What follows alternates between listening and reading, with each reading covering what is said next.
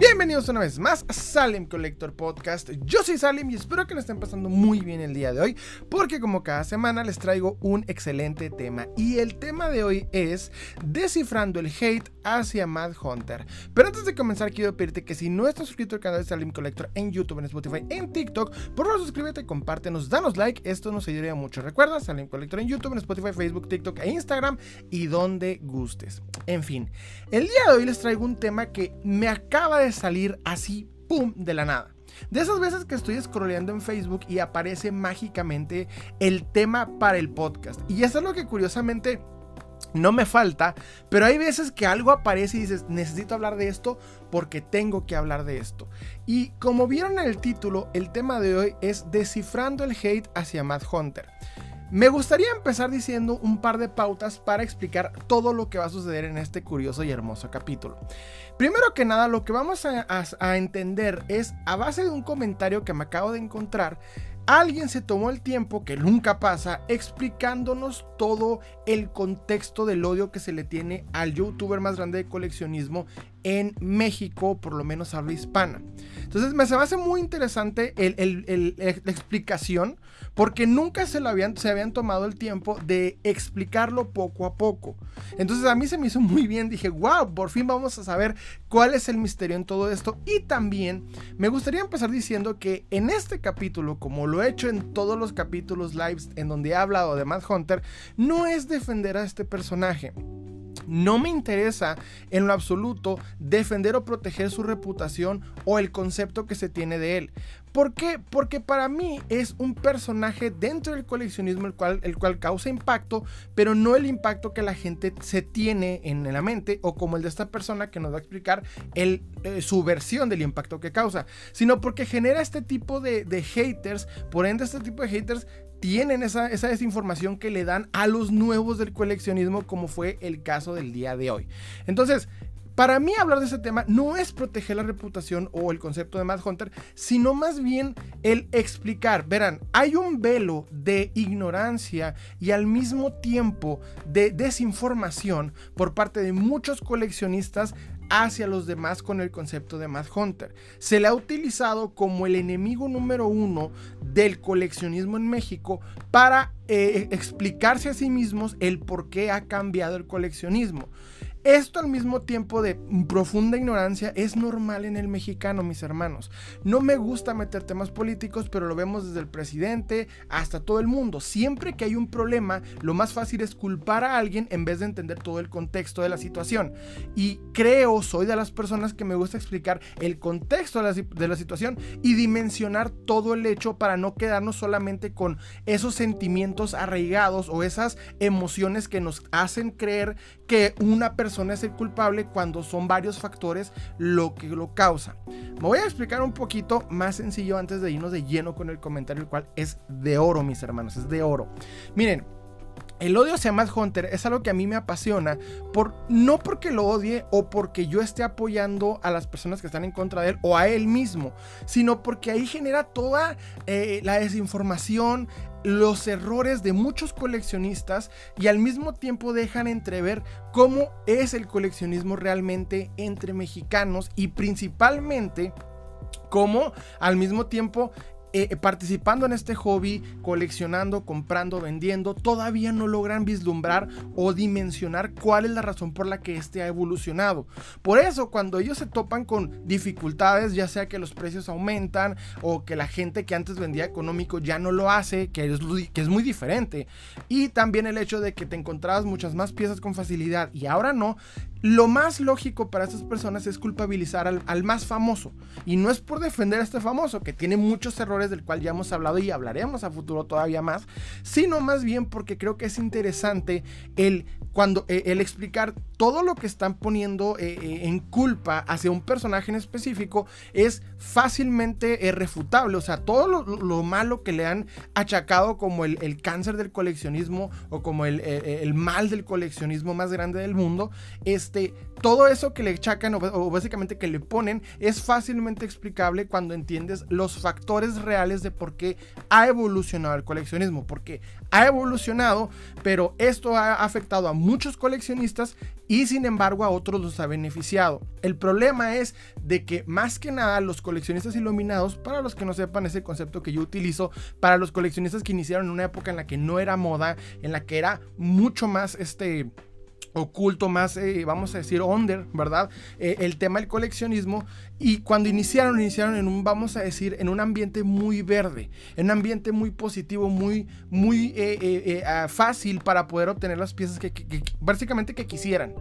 Y al momento de que cambia, lo primero que hacen es culpabilizar a alguien porque no les gusta aceptar, o al mismo tiempo no pueden ver qué factores hicieron para lo que antes era sencillo de hacer, ahora se haya complicado. Entonces, el día de hoy vamos a explicar prácticamente esta idea, el cual, para empezar a entender lo que pasó, necesito explicarme lentamente para explicar lo sucedido, de dónde saqué esta información. Ok, hay muchas páginas de coleccionismo que unas son mejores que otras, unas son muy aburridas, otras son muy haters o trolls, y otras simple y sencillamente todavía no hayan como su ritmo, pero hay muchas muy buenas con muy buena información. Por alguna razón, entre los recovecos de los grupos de Facebook que tengo agregados, me llegó este meme, de esas veces que te quedas viendo un meme y lo lees, pero por alguna razón te pones a leer los comentarios. Aquí era el típico meme hacia Mad Hunter y hacia los precios altos. No me voy a ir más recio en el tema porque no es importante ni tampoco relevante. El caso es de que en este meme empieza todo, pues, el típico hate. Sí, le dio en la madre coleccionismo, sí, ya saben, esas palabras que muchos coleccionistas lo dicen como si fuera un dogma.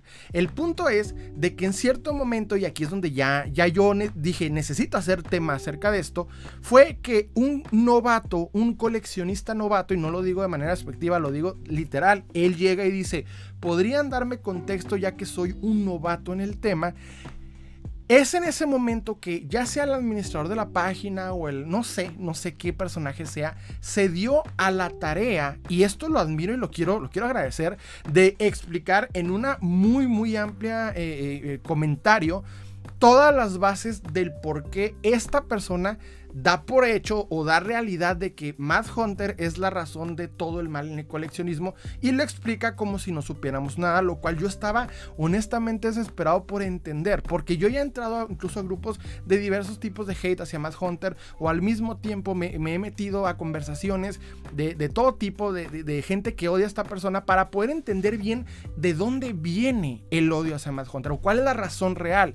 Pero siempre que entro en estos temas, las personas divagan, nunca tienen realmente una frase o firmeza de lo que dicen, y las pocas veces que alguien se ha dado el tiempo de explicármelo, la explicación no me convence, porque aparte de ser profundamente ignorante, es limitada en el mismo concepto. Entonces tengo que explicar esto porque a mí la verdad me llama mucho la atención el cómo al mismo tiempo esta persona, con ese odio que se le tiene a un simple youtuber que hace coleccionismo igual como lo hacen muchos, la diferencia es que esta persona tiene una M en la parte de los numeritos de los suscriptores, lo cual hace que muchas personas piensen que tiene poder mágico, y es algo que hay que explicar que no es así.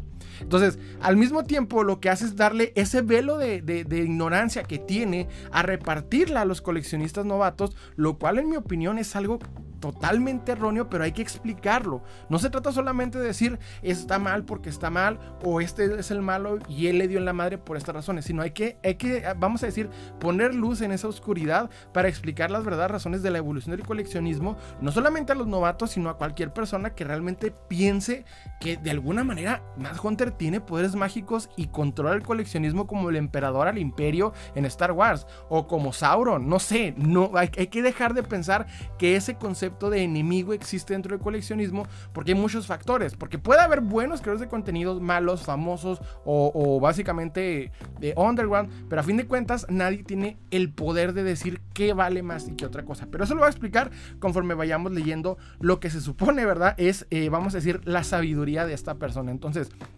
voy a empezar a citarlo, y en el momento en que tenga que poner una pauta, ya sea para explicarlo o refutar lo que va a decir, que estoy seguro que vienen muchas joyas, y pues voy a explicarlo. También un punto muy importante es que no he leído el comentario, o sea, nomás leí una partecita y dije, lo voy a guardar y de aquí me voy a ir directo a grabarlo, y así para que quede más, vamos a decir, puro el capítulo. Voy a comenzar y cito: hace un poquito más de una década, el coleccionismo en México era un nicho muy under. y reducido. Por tal motivo, el poder encontrar buenas piezas en chácharas e inclusive con revendedores era relativamente fácil y barato. Esto hacía que existiera un ciclo en el cual tú ibas a las chácharas y conseguías algunas piezas, algunas te las quedabas para tu colección y otras las cambiabas o las vendías a otros coleccionistas a un precio razonable. Y con ese dinero ibas a comprar más chácharas y así todos salían ganando. Aquí en el primer, vamos a decir, en el primer párrafo hay joyas tras joyas de, vamos a decir, errores. ¿Por qué? Porque todo lo que está explicando esta persona desde el vamos es el tiempo antes de no Madhunter, o no solamente Madhunter, sino de las redes sociales, ¿ok? Y al mismo tiempo era tan pequeño, vamos a decir, tan pequeño el nicho que él está explicando del coleccionismo, que realmente deja muy entrever que eran otros tiempos, porque también no era muy fácil el coleccionar, cambiar y vender, porque no había una cantidad grande de personas.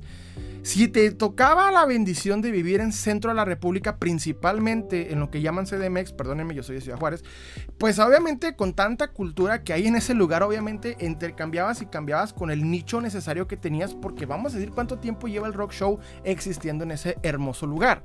Pero en cambio, por ejemplo, en mi ranchito, que es Ciudad Juárez, esto en los tiempos antes de la vamos a decir, de las redes sociales era imposible. Era imposible, no había forma de cambiar y comprar y vender, porque la gente que coleccionaba era muy poca y solo se conocían entre voces. Por lo que alguien que empezara a coleccionar básicamente se topaba un mundo gris en todo el sentido de la palabra. Entonces a él le tocó, vamos, porque por eso explico que la mayoría de las cosas que explican en este comentario están muy idas, o básicamente tienen mucha limitación, es porque dimensiona el coleccionismo solamente desde su experiencia personal en el lugar en el que residía. No como tal en todo México como era el coleccionismo, porque recordemos, estas personas están apuntando a Madhunter como si fuera el mal del coleccionismo, el emperador Sauron o el que quieran, y como si hubiera cambiado esas hermosas situaciones cuando realmente no eran tan hermosas en todo el país. Lo digo desde mi punto de vista y experiencia, las cosas no eran tan sencillas desde este lado, por ejemplo, de México, y ni se diga el resto del país como lo son Guadalajara, no sé, Saltillo y demás. Obviamente pasaron por lo mismo que nosotros. Y aquí hay que entender que esto es una época de la gente que tenía chance de encontrar cualquier cosa. Algo que he platicado en otros podcasts, específicamente en el error de los coleccionistas iluminados, es que piensan que ese momento o esa hermosa situación en la cual les tocó la bendición de encontrar piezas súper, vamos a decir, rarísimas a bajos costos, porque no había información de parte de quien lo vendía, porque nadie sabía qué era lo que valía o por qué era interesante, es querer traer esa bendición ahorita y ya no se puede. De hecho, podría decirlo, es hasta injusto el considerar que solamente ellos tienen derecho a saber y las personas quienes tienen estas piezas no. O sea, es injusto el decir, ¿sabes qué? Yo tengo derecho de ganar 12,000 pesos de una pieza que yo sé que me están vendiendo en 100 pesos. Cuando la persona que está vendiéndote la pieza en 100 pesos, que posiblemente vale 12,000, básicamente te la estás fregando y posiblemente ella le vendría mucho mejor el dinero. Esto lo digo por las personas que vendían en los tianguis los juguetes que no sabían que tenían un coste digno. Y aquí muchas personas aprovecharon por la ignorancia, por la falta de información. Por ende, muchos de esos coleccionistas iluminados quieren seguir teniendo esa época de oscurantismo, de coleccionismo, porque les beneficia económicamente. Entonces, otro punto también que explica es el ciclo en el cual tú ibas a las chácharas y conseguías algunas piezas, algunas te las quedabas para tu colección y otras cambiabas o vendías.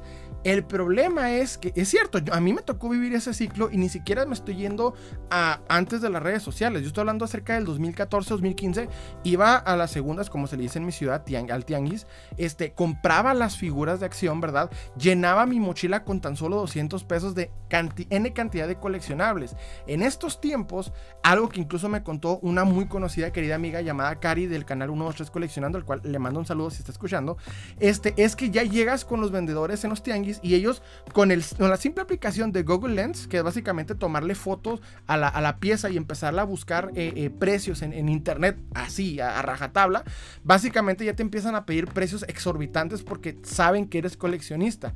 El primer idea de las personas es pensar que esto es obra de Madhunter. Para ellos Madhunter les enseñó a hacer esto, cuando no. De hecho, pasa y resulta que ellos mismos han observado cómo los juguetes que antes vendían en 5 o 10 pesos no valían 5 o 10 pesos. Entonces, el ciclo del que él habla se vio interrumpido no tanto por un personaje en específico, sino por la evolución y la llegada de las redes sociales. Porque cuando las redes sociales llegaron, todas las personas que tenían un nicho pequeño de cualquier cosa encontraron a su homólogo, básicamente a la persona que pensaba y veía las cosas igual que ellos, y se reunieron. Esto benefició no solamente al coleccionismo, sino también al terraplanismo, a ciertas opiniones políticas específicas, a lo que quieran y gusten, mis hermanos. Básicamente esto era, así son las cosas, ¿ok? Con la llegada de las redes sociales, los coleccionistas de otras ciudades, o básicamente la misma ciudad, que ni siquiera sabían que existían, se pudieron, vamos a decir, encontrar, se pudieron, relacionar, y de esta manera crear mercados nuevos que antes no existían, que antes solo era para un cierto tipo de personas. Y parte del error de los coleccionistas iluminados, como esta persona, es llegar y querer decir, ¿sabes qué? Extraño ese tiempo porque solo yo podía ganar, o solo yo podía tener ese beneficio, y ahora con tanta competencia ya no.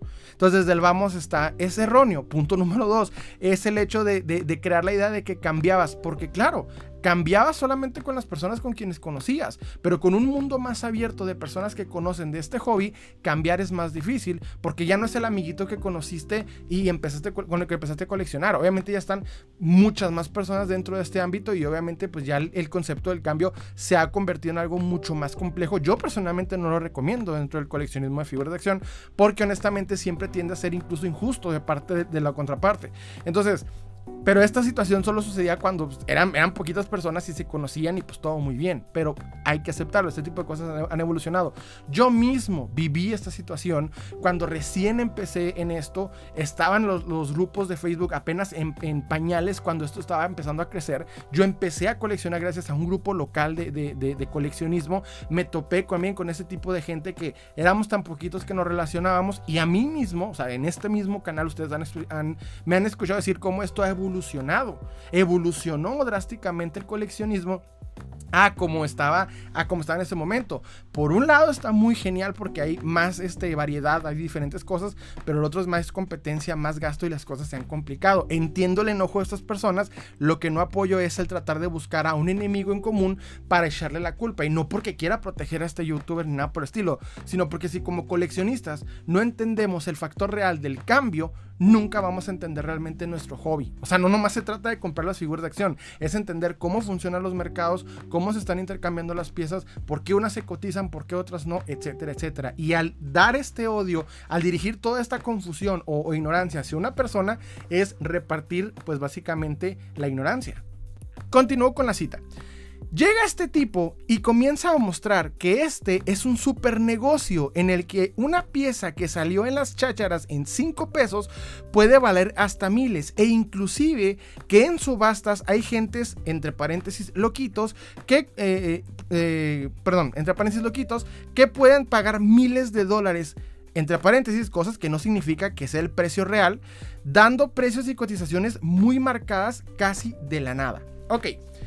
En este párrafo segundo vuelve a compartirnos obviamente esa ignorancia, porque es lo que es, y no es malo, no está mal, no está haciendo nada malo. Lo que sí es que creo que está compartiendo su ignorancia con otra persona, y lo que tratamos de hacer en este capítulo no es humillarlo ni tampoco exponerlo, es simplemente explicar por qué está erróneo. Punto número 1. Básicamente le está explicando que en cuanto mágicamente llega Mad Hunter, todo el mundo ya sabe el secreto. O sea, desde el vamos se le está poniendo, hay un secreto, y es que las piezas valen mucho dinero. Si alguien llega y lo platica, el secreto ya se va a deshacer. Desde el vamos es el primer error. El coleccionismo de figuras de acción, él, vuelvo y repito, lo dimensiona hacia su lugar y su experiencia. Pero el coleccionismo de figuras de acción no viene de México, no nace en México. Y créanme que mucho menos evoluciona aquí. Viene no solamente de Estados Unidos, sino de Japón al mismo tiempo, desde los 80s. Entonces, el concepto de figuras coleccionables y costosas de miles de dólares viene desde los 80s en Estados Unidos y en Japón, incluso desde antes. Porque antes de los coleccionistas de figuras de acción, como el concepto de figura de acción nace, obviamente, y lo he dicho en varias ocasiones, con Hasbro, en lo que es G.I. Joe, antes había coleccionistas de juguetes, el cual el coleccionismo existe en todo tipo de esencias y cosas. Piezas buscadas por diversas cosas, el negocio de piezas coleccionables por diversas razones siempre ha existido en todo contexto habido y por haber.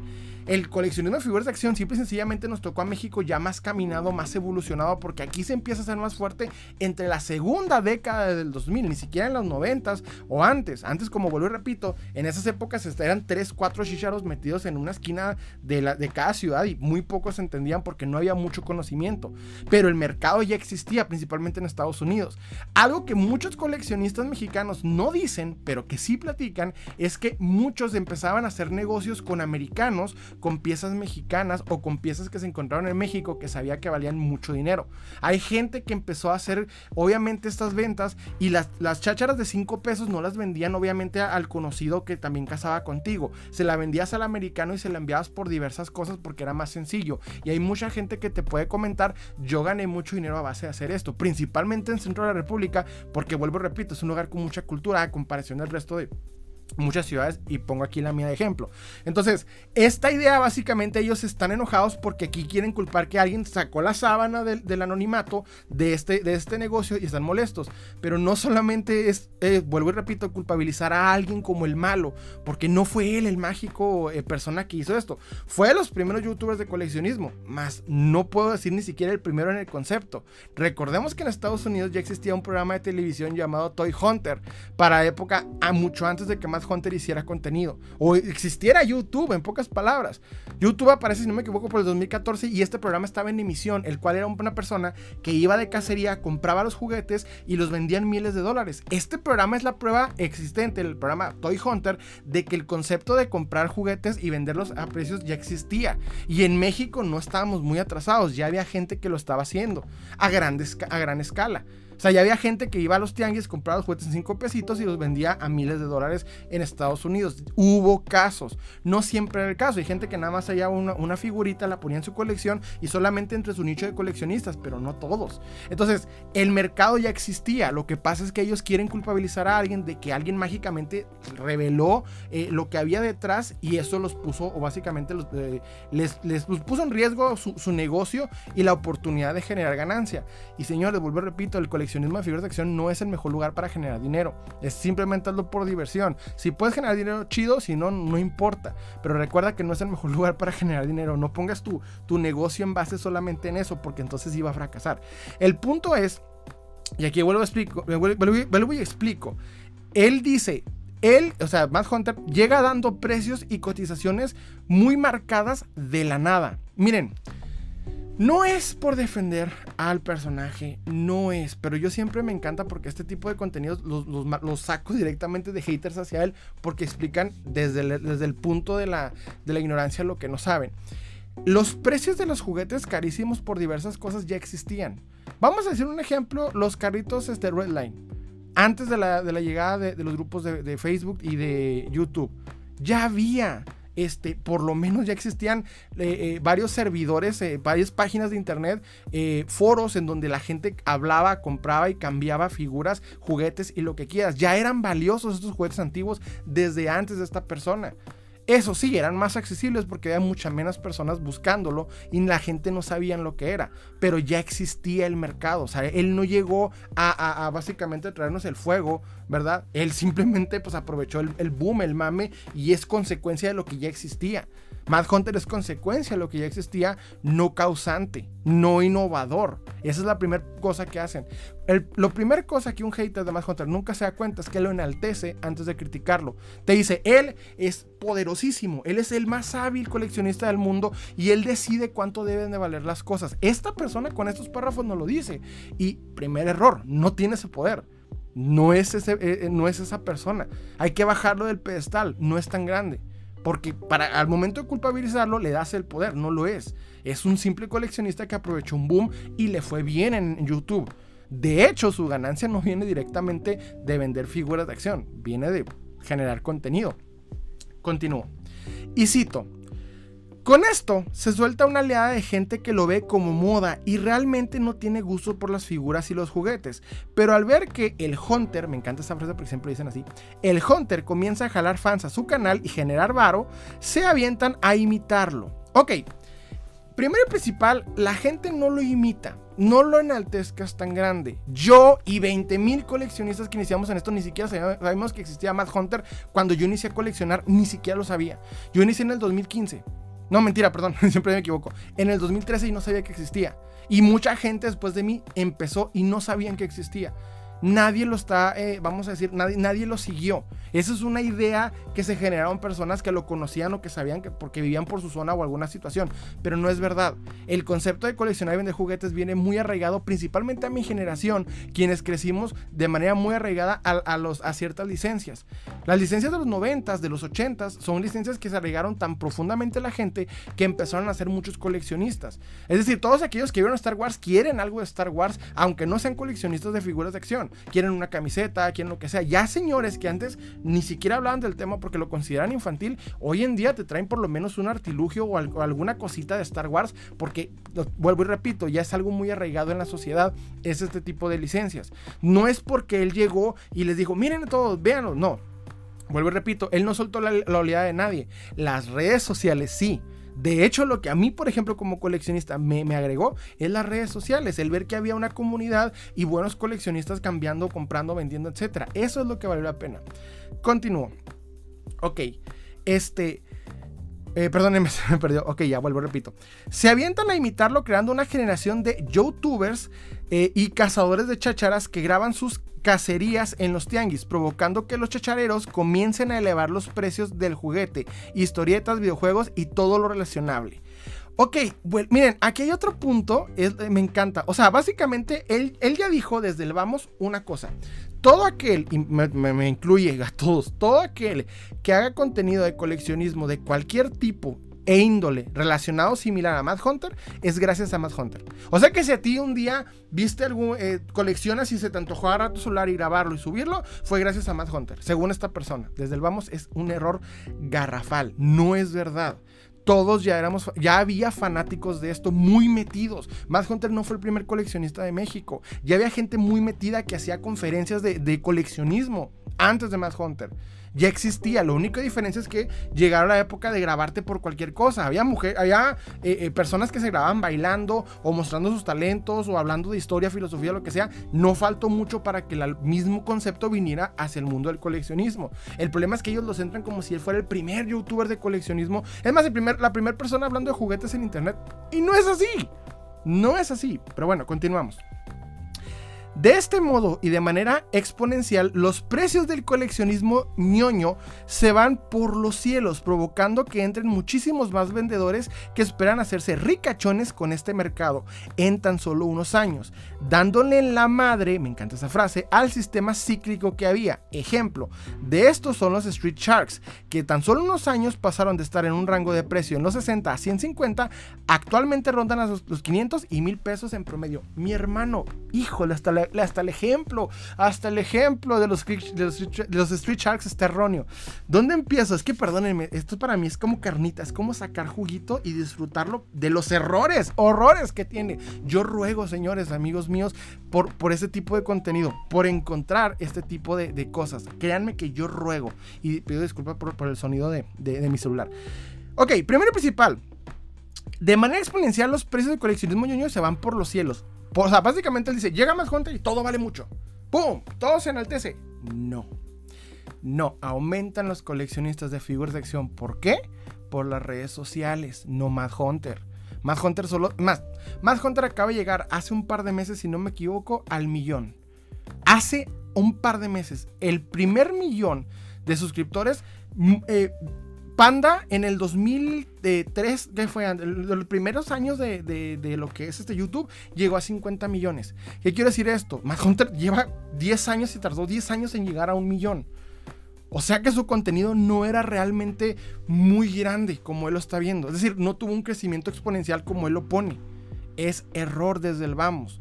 No fue por él, fue porque los coleccionistas empezaron a ver las cosas que vendían. Los vendedores, los que ya tenían un coleccionables, empezaron a vender los coleccionables en los grupos de Facebook y la gente aprendió de esto. Se vieron entre ellos. No viene mágicamente de Mad Hunter. Esto simple y sencillamente es algo que ya existía. La única diferencia es que llegaron las redes sociales y ya. Esa es la única diferencia. Pero continúo. Ok, al mismo tiempo, él explica que los vendedores se quieren creer ricachones. Hay gente que vende caro por diversas intenciones y por diversas formas, y cada quien tiene derecho a vender al precio al que desee. Eso no significa que está bien. Yo he criticado a vendedores que siguen vendiendo caro por cualquier estupidez, pero no le eché la culpa a Madhunter por esto. Esto es simple y sencillamente porque la gente piensa que si alguien paga mucho, alguien puede pagar más, y es error del mismo vendedor, no de alguien. Nadie se quiere volver... Mira, yo creo que todo mexicano y ser en el coleccionismo que venda está consciente que nunca va a lograr ni siquiera una economía básica vendiendo coleccionables. Eso yo estoy seguro. Yo estoy seguro que nadie piensa, vendiendo coleccionables voy a comprar un Lamborghini. Nadie. O sea, nadie se va a hacer ni siquiera lo básico. Nada más es un extra. La gente sabe por default que esto es un extra. Un extra. No vas a poder mantener una familia en base de esto, y la gente lo sabe. Entonces yo creo que desde el vamos estás caricaturiza errores desde el principio. No solamente esto. Primero, el sistema cíclico sigue existiendo, porque después de la aparición de Madhunter yo sigo haciéndolo. De hecho, yo sigo yendo a las chácharas, sigo yendo donde sea, compro, vendo, las cambio, las cosas siguen igual, nunca se afectó. De hecho, esa es una idea que ellos quieren crear. Por ejemplo, él quiere enseñarle a este novato que básicamente es la razón, y no es cierto. Punto número 2. Punto número 2, como lo había dicho, el ejemplo de los Street Sharks. Ok, primero y principal, él está echándole la culpa que la subida de precios de los Street Sharks es por youtubers que mostraron los Street Sharks. Básicamente, creo que Vamos no entiende el concepto de cómo una pieza evoluciona de precio, o sube o aumenta de precio. Desde el Vamos no sabe, porque él básicamente caricaturiza una idea. La gente está en YouTube, la gente ve a un youtuber hablando de los Street Sharks, la gente escucha que el Street Shark vale mucho dinero, la gente compra el Street Shark de 150 o, como él decía, 100 pesos. ¿Qué dijo? 50, ¿no? Desde 60 pesos a 150, y la gente ya quiere más dinero por esto. No. ¿Por qué aumentaron el precio de los Street Sharks? Lo voy a explicar. Street Sharks es una compañía, básicamente, bueno, es una licencia, ¿verdad? Que existió básicamente en los 90s. Aparecen estos nuevos juguetes, eran innovadores, llamaban la atención por sus mandíbulas y lo que quieran. En cierto tiempo, básicamente, resumiendo, incluso vámonos por ahí de la década del 2014, 2013, los Street Sharks empezaron a llamar más la atención porque la gente que los vio en los 90 de niños ahora los quería para su colección. Los ya coleccionistas de figuras de acción empezaron a prestarle atención, y esto nace en Estados Unidos primero. Se cotizan primero en Estados Unidos. Luego ya se vienen a cotizar a México, porque lo que pasa mucho es que muchos coleccionistas y vendedores empiezan a ver cómo está el mercado americano y lo vienen a traer a emular aquí. Eso pasó. No Madhunter no es mágico, no tiene ese poder mágico, no. La misma gente, los mismos vendedores empezaron a ver eso. Si alguien en México o en Estados Unidos le sube el precio, es porque eso vale. Es el problema. O sea, la gente piensa, muchos vendedores con ese error empezaron a hacerlo, y muchos coleccionistas quienes adquirían piezas tanto en Estados Unidos como en México, pues empezaron a pagar el precio sin problema, y empezaron a ver que los vendedores empezaron a ver que esto empezaba a aumentar de precio. Disminuyeron la cantidad de estas piezas, se volvieron más buscadas por más personas, hubo menos cantidad en el mercado de la reventa porque ya no la empresa los ha vuelto a sacar, solamente los que ya salieron son los únicos que vas a poder conseguir, y al haber tantas personas buscando y pocas piezas, ¿qué pasa? Ley de oferta y de demanda que controla el coleccionismo de figuras de acción como nada en el mundo. Es simple y sencillamente que la gente empezó a aumentar el precio porque la gente los empezó a buscar. Por menos cantidad, mayor precio. Esa es la razón. Y actualmente son muy buscados porque la gente, quienes crecieron con ellos, los quieren. Representan esa parte de su infancia. No porque Madhunter dijo, 2,000 pesos. No tiene ese poder. Bájenlo del pedestal. No está en ese nivel. Ni él, ni nadie. Es el mismo coleccionismo. ¿A poco creen la gente? La gente de veras piensa. Bueno, ahorita nos vamos al punto del 1,000,000 de suscriptores. Que la gente piensa que el millón exacto de este hombre, todos son coleccionistas de figuras de acción. Cuando no. En su mayoría son curiosos. Curiosos de otras ciudades, de otros países. Curiosos. Continúo la cita. También metió mucho el concepto del bootleg como artesanía para poder evaluar la piratería a precios más altos que lo original. Entre paréntesis, motivo por el cual hasta el juguete pirata ya tiene cierta cotización. Ok. Yo di un tema hace muy poco que se llamó Refutando el pensamiento bootleg. Hubo varias personas que hablamos, ¿verdad? En ese podcast, los cuales dieron una cátedra de historia, ¿verdad? Entre comillas, del juguete pirata en México. Estas personas no son fanáticas de Mad Hunter. De hecho, son personas conocidas en lo que es el, vamos a decir, mundo local del coleccionismo mexicano, porque son administradores de grupos nacionales. Y también otro tipo de personas. Ellos dieron su información al Universal, y cuando empezaron a platicar de los bootleg, jamás nombraron a Mad Hunter como padre de esto. De hecho, ellos te empezaron a decir de dónde venía la idea. La cotización del bootleg no viene de Mad Hunter. De hecho, hace poquito, bueno, no hace poquito, ya hace un tiempo, la esposa del ex organizador de la Mole en México, la Mole Con, una de las más grandes convenciones, si no diría yo hasta la más grande, pero no estoy seguro, de cómics en México, ha hecho en varias ocasiones, ¿cómo decirlo? Conferencias de el bootleg. O sea que hay muchas personas en este tema del bootleg.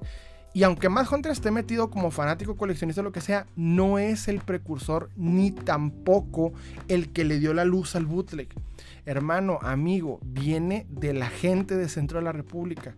O sea que estás viendo al enemigo incorrecto. En vez de ver al que se hizo más famoso, voltea a ver a todos los causantes y problemáticos que cuando piensan en el juguete mexicano, piensan que la piratería es nuestro legado. Es ellos el problema, no Mad Hunter. Sí, lo aporta, lo apoya. De hecho, aquí voy a poner ese paréntesis. Sí, Mad Hunter apoya y promueve el coleccionismo y básicamente la idealización de que el juguete bootleg es el legado del mexicano. Cosa que yo estoy totalmente en desacuerdo. Sí lo promueve, pero no es el precursor. Sí lo promueve, le da mucha, vamos a decir, contenido, lo justifica, incluso él habla y participa en cosas y por el estilo, apoyando esa idea, cosa en lo que yo estoy profundamente desacuerdo, y en eso concordamos. Sin embargo, no es el precursor ni el creador del concepto.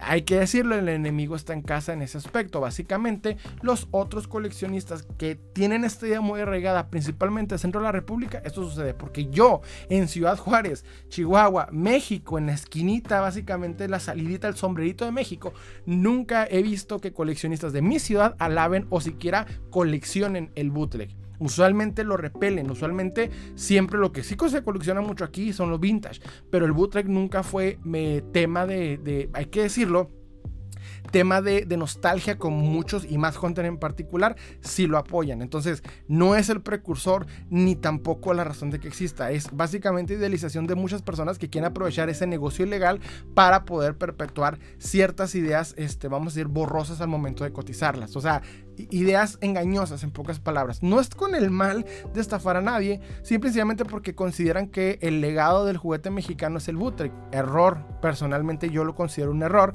pero entiendo el por qué, pues, en la molestia, ya que muchos coleccionistas y yo, igual que esta persona, concordamos en que eso no es ni el legado, ni tampoco un juguete bastante, razonable para costar los precios que piden, sin tener bases realistas de dónde se cotiza esa pieza. Pero continúo. Y cito: por si fuera poco, varios youtubers han contado sus malas experiencias al tratar con este tipo, que al final de cuentas solo utiliza a las personas para lograr sus objetivos, dejando de ver el tipo de persona que es.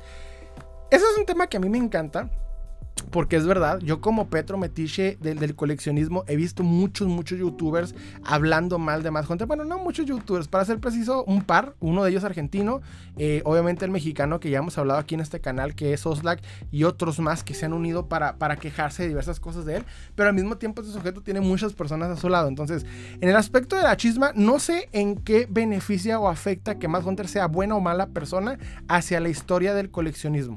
O sea, no sé en qué afecta o por qué es importante o relevante. Esto es un dato chapoy que no nos sirve. Básicamente a este novato le estás dando un dato chapoy que, si es bueno o malo, no me sirve ni me afecta nada. Yo soy muy fanático de Shartimus Prime, y si Shartimus Prime es bueno o mala persona, me es irrelevante. Lo que me importa es su trabajo y su forma de hablar del coleccionismo, no si es bueno o mala persona. Yo creo que esa idea de buscar buenos y malos es una idea muy arraigada del mexicano cuando veía novelas y pensaba que básicamente había una Catarina Krill y había una, no sé, un héroe, etcétera.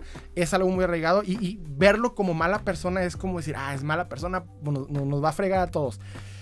No hay que irnos por ese rubro. Lo que nos debe importar siempre de Mad Hunter no es si es buena o mala persona. Déjense de datos chapoy. Es simple y sencillamente si su contenido es bueno o no. Eso es lo que nos debe importar. Continúo. Y cito, en fin, mucha gente que no se la sabe se deja apantallar por este sujeto, porque según tiene muchos, entre comillas, conocimientos en materia de juguetes, pero la realidad no es nada que no se pueda encontrar por sí mismos en internet. Entre paréntesis, la cosa es que la gente es huevona y no quiere investigar. Esto lo dijo él, no yo. Así que realmente no es, entre paréntesis, envidia, como dicen sus seguidores, sino coraje por ser quien cagó este hobby. Y tú vas a terminar ahí la cita, ahí termina. Híjole, pero bueno. Desde el vamos, quiero empezar con un punto. La gente que no le sabe se deja apantallar con este juguete, con este sujeto. ¿Tú por qué crees que hay gente que no le sabe el coleccionismo y se mete? Por Mad Hunter. O sea, de veras, esta persona piensa que Mad Hunter es todopoderoso y atrae personas que no le saben para ver qué pedo. No, es porque están viendo la cantidad obscena de grupos de coleccionismo y publicaciones que hay al día. Mad Hunter tiene sueños húmedos viendo la cantidad de gente, publicaciones y participaciones que tienen los grupos de Facebook. Él lloraría por tener esa participación, ese número de gentes en su canal. No tiene esa participación ni él ni nadie. ¿Por qué crees que hay gente nueva que no le sabe? Porque están viendo los grupos. ¿Saben cuál es uno de los principales factores que yo siempre culpabilizo en cuanto a la acercamiento de personas que no saben del tema pero quieren buscar ganar dinero porque vieron una que otra publicación en Facebook? Los grupos con el nombre de la ciudad y la palabra juguetes. Juguetes Juárez, Juguetes Laredo, Juguetes Tijuana, Juguetes Mexicali. Todos esos grupos, al contener un N cantidad de personas que venden juguetes, tanto infantiles, modernos, de todo tipo, cuando empiezan a ver que los juguetes valen dinero, créanme que es donde se empieza a notar la gente que no está relacionada al hobby, pero es el primer relacionamiento que hay. Porque cuando hay gente que vende algún vamos a decir, servicio o lo que sea, está en Facebook, se mete a N cantidad de grupos solamente para vender su producto y no le importa si el grupo dice juguetes o dice lo que sea, pero eventualmente le sale la aplicación, mientras están scrolleando, le sale la publicación de estos grupos y empezaron a ver cómo se agregan a estas personas. Esa es una realidad, no Mad Hunter. Es que Mad Hunter no es conocido por... ¿Ustedes creen? Por ejemplo, yo voy a explicar esto. Cuando yo voy de cacería a un tianguis que está enseguida de mi casa, veo una cantidad de personas que venden juguetes a precios exorbitantes. ¿Tú crees que conocen a Mad Hunter aquí en Ciudad Juárez? No lo conocen. Ni siquiera saben de esto. ¿Lo vieron? ¿Por qué? Porque hay grupos que están constantemente justificando, comprando, y vuelvo y repito, la aplicación de Google, que le tomas una fotito y te sale abajo las publicaciones de venta de los juguetes. De ahí están aprendiendo estas personas. ¿Y está mal? No, porque es oferta y demanda. Si ellos lo vendieron la primera vez, lo van a seguir vendiendo y seguir vendiendo. Aquí me encanta cómo el término YouTubers lo utiliza primero para echarnos la culpa de que somos seguidores de Mad Hunter y al mismo tiempo apoyamos el aumento drástico de precios, pero al mismo tiempo lo utiliza como argumento para demostrar que hay gente declarándolo mala persona. Hipocresía en el mismo comentario, pero no importa, eso la verdad es mi dato chapoy, que yo también quiero dar datos chapoy y tengo derecho. Voy a dejar esta opinión acerca de esta publicación con lo siguiente, y voy a explicar esto muy lentamente. Miren, hay algo mal en buscar el enemigo o el astado, el oscuro dentro del coleccionismo de figuras de acción. Hay algo negativo, y es que si tú no entiendes de dónde o cómo es posible que el hobby se complique o al mismo tiempo evolucione, cosa que es más correcto decir evoluciona, porque ha evolucionado y sigue evolucionando, es principalmente el cerrarte al conocimiento. Es buscar una respuesta sencilla a una situación complicada. Por eso muchos haters de Mad Hunter lo odian, aunque se les diga de mala manera. Y lo voy a decir aquí, no es por defender a Mad Hunter, porque créanme que lo último que alguien le tiene que tener a este personaje es envidia. ¿Por qué?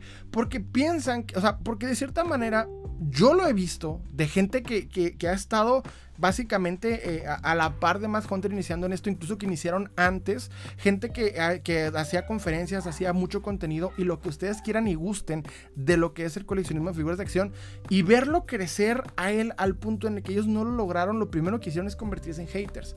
Yo he visto varios y hemos hablado de varios aquí en el canal, de gente que lo vieron crecer y ellos no pudieron y se enojaron. Porque en vez de tratar de superarlo y de competirlo, es querer eliminar la competencia. Porque básicamente lo vamos a decir así: el que no puede critica. Señores, yo tengo muy poquitos suscriptores en comparación a esa persona, y lo último que tengo es envidia, tampoco admiración. Simplemente es un coleccionista que hace contenido y yo tengo el deseo si verlo o no. Pero lo último que voy a considerarlo es culpable de la evolución del coleccionismo. Porque decir que Matt Hunter es el culpable de la evolución del coleccionismo es decir que él es todopoderoso, alfa y omega dentro del coleccionismo, y no lo es. El 1,000,000 de seguidores que tiene, créanme que no son coleccionistas de figuras de acción. Son gente que ve canales de YouTube variados, no gente que colecciona. No hay 1,000,000 de coleccionistas en su canal. Eso es una idealización que no es verdad. No lo es. Porque la mayoría de los coleccionistas, en México por lo menos, piensan como esta persona. Gente que le gusta y sabe y lleva tiempo en esto, no siempre concuerdan o básicamente comulgan con la filosofía de Matt Hunter. Esto es para los curiosos, la gente que empezó a ver al mismo Escorpión Dorado, o que empezaron a ver otros youtubers como Wherever y demás, y un día se encontraron a alguien que fue a un tianguis y les gustó verlo cazar en un tianguis. Pero cazar en un tianguis no es un ciclo que debamos entender como el único ciclo de coleccionismo. No es ir a cazar en un tianguis. Como coleccionista no puede ser tu única fuente. El tianguis es divertido, es una acción que recomiendo, desestresante, vigorizante, emocionante, pero el ir a cazar un tianguis no puede ser la única fuente en tu coleccionismo. Tiene que haber varias, tienes que diversificar, buscar páginas de internet, buscar diversos mercados, buscar diversas personas, diversas tipo de gente que le sabe a esto. Esa es la clave de tener una colección, vamos a decir, digna de ti. No te puedes amarrar solamente al hecho de ir a tianguis y que sea complicado porque ven algún personaje en YouTube. Ojo, y te voy a decir algo. A mí me ha tocado ver, y esto sí lo digo, en persona, en eventos locales de coleccionismo, a gente que ha utilizado a Matt Hunter como referencia para subir el precio de una pieza. Me ha tocado verlo, pero no me centro en la idea de decir que es por él o por ese único vendedor que pensó que era una buena idea utilizarlo de referencia, que es la razón para que el coleccionismo evoluciona. Porque no, sí hay gente que obviamente ve el video y lo utiliza como excusa porque un día les cayó el juguete del que él habló. Pero vuelvo y repito, son vendedores que en muchos casos ven al juguete y ni siquiera tienen la inteligencia para saber que el estado en el que lo tienen ellos al estado del que le están hablando es muy diferente. Matt Hunter llega y te muestra un juguete en caja, en perfecto estado, y el vato ve que dijo miles de pesos, y el juguete roído sin una mano que tiene en la mano piensa que vale lo mismo, porque obviamente no les conviene razonar, les conviene subir el precio. ¿Quién es el culpable? Nadie. No hay un culpable en el coleccionismo más que la evolución del mismo, porque no solamente este hobby se hizo más grande, todos los hobbies, todos los nichos pequeños se están creciendo. Para ejemplo de lo que estoy diciendo es, pregúntenle a los fanáticos de Warhammer 40K, pregúntenles cómo les ha ido en estos momentos que está creciendo ahora, y lo que antes era un grupito de personas ya se hizo muy grande. Esto es lo que está pasándole a todos los hobbies y fanáticos. A los fanáticos de los centros de los juegos de mesa ya vieron un cambio drástico. Mi hermano, como fanático de Yu-Gi-Oh!, ha visto una evolución del mismo juego. Igual le pasa a los jugadores de Magic, a los jugadores de cualquier vamos a decir, concepto que quieran, de cualquier juguete, cualquier tipo de coleccionista, jugador o lo que sea, ha visto cómo su fanatismo ha crecido. Y por un lado es una bendición. Sí, pero por otro yo sé y vivo, hay una competencia latente molesta que hay que vivir todos los días. Lo peor que podemos hacer como coleccionistas es echarle la culpa a una sola persona y esa misma ignorancia que generamos repartirla como una verdad. No lo es. Tenemos que dimensionar la evolución y al coleccionismo mismo. Porque si como coleccionista quieres entender, aprender y ganar, ya sea económica o ya sea conceptualmente o como sea, para tu colección hay que ver las cosas de manera más abierta, de un panorama más expandido, no limitarte a echarle la culpa a alguien, porque Matt Hunter, créeme que tú, amigo que tienes una página muy interesante, le vale madre si tú publicas algo o no en contra de él. Hablar de él es darle más fama. Alguien que no sabía quién era Matt Hunter ni el contexto, tú ya le platicaste que es el mejor coleccionista, alfa y omega del coleccionismo. O sea, tú le regalaste a un nuevo suscriptor, a un nuevo fanático. Porque tanto es tu odio que no logras dimensionar que él no, que no es lo que tú crees, y vas y le regalas más gente. Porque no hay mala publicidad, mis hermanos, solo hay publicidad. Créanme, se los digo por experiencia, no hay mala publicidad. Entre más hables de él, entre más nombres a él, entre más le eches la culpa, si no te gusta su contenido, se vale. Yo tengo un youtuber que a mí no me agrada su contenido, lo he dicho en varias ocasiones y lo voy a decir aquí, me vale madre, que es La Botella de Candor. Pregúntame cuántos videos he visto de él, ninguno. ¿Cuántas veces hablo de él? Solamente para decir que no me gusta su contenido. De ahí en más, lo peor que yo puedo hacer es hablar, compartir y explicar que existe el mundo. ¿Por qué? Porque le doy más fama, le doy más conocimiento. Si a ti no te gusta un youtuber, no lo veas. Esa es la mejor forma de evitar este rollo. Y en el coleccionismo de figuras de acción, principalmente a los amigos de Centro de la República, sí me gustaría decir a las personas que tienen esta idea todavía muy agregada de pensar que porque él es influencer, influencia realmente es mentira. Porque créanme si les digo, la influencia, si quieres medir la influencia real de Matt Hunter, ponte a ver los eventos que ha hecho. La cantidad de gente que va y se forma cuando van a verlo a las convenciones. Esa es la cantidad de gente que tiene el impacto real. Ese es el impacto real que tiene. O sea, cuando llega a una convención, si va un cierto número de gente, vamos a decir 50, 60 o 70 personas, esa es la cantidad de impacto real que tiene. Ese es el limitante de su 1,000,000 de suscriptores. No solamente le pasa a él, le pasa a todos los youtubers y creadores de contenido en esta plataforma. Una cosa es la gente que tiene en virtual, el numerito virtual, y otra la gente real que realmente tiene impacto con lo que están haciendo. Es mucho menor de lo que parece, mis hermanos. Y pensar que hay alguien como el maligno o el poderoso o el alfa y omega del coleccionismo es algo bastante, hay que decirlo, bastante, tenía la palabra en la mente y se me fue. Sí, o sea, bastante limitado de pensamiento, bastante sesgado la opinión. Ok, lo lamento, esto es la verdad. El coleccionismo necesita ser entendido para que no creamos ni enaltezcamos a personas que honestamente ni siquiera diría que se lo merecen. Matt Hunter se tiene que ganar a sus seguidores o a sus haters en base a su contenido, no a las ideologías que creamos de la persona. No es alfa y omega y no les regalen ese título. Merecemos entender el coleccionismo como ha evolucionado, como nosotros como coleccionistas hemos avanzado, hemos crecido, y es quitarnos hay que decirlo, el darle la responsabilidad a Matt Hunter de la evolución del coleccionismo es quitarnos nuestro logro. Nosotros lo hicimos evolucionar. Sí, es más difícil conseguir piezas. Yo mismo lo vivo, lo sé. Es más difícil, es frustrante lidiar con revendedores y demás, pero es agradable ver que hay más personas que les gusta lo que nos gusta a nosotros. Entonces, no le regalemos nuestro logro a Matt Hunter. Hay que ser responsables de lo que somos. Es más difícil, pero también más entretenido. El coleccionismo de figuras de acción es un reto, pero un reto agradable de vivir. No hay que satanizarlo. No todo va a ser ganancia siempre. Vas a tener buenos días, buenas rachas, y vas a tener malas rachas y malos momentos. Los vivo yo, los viven ustedes y todo coleccionista. En fin, hemos llegado al final de este podcast. Muchas gracias por escuchar. Espero que les haya pasado muy padre. Y ya veremos, pues nos vemos el próximo viernes. Les ha hablado Salim y les deseo un excelente día.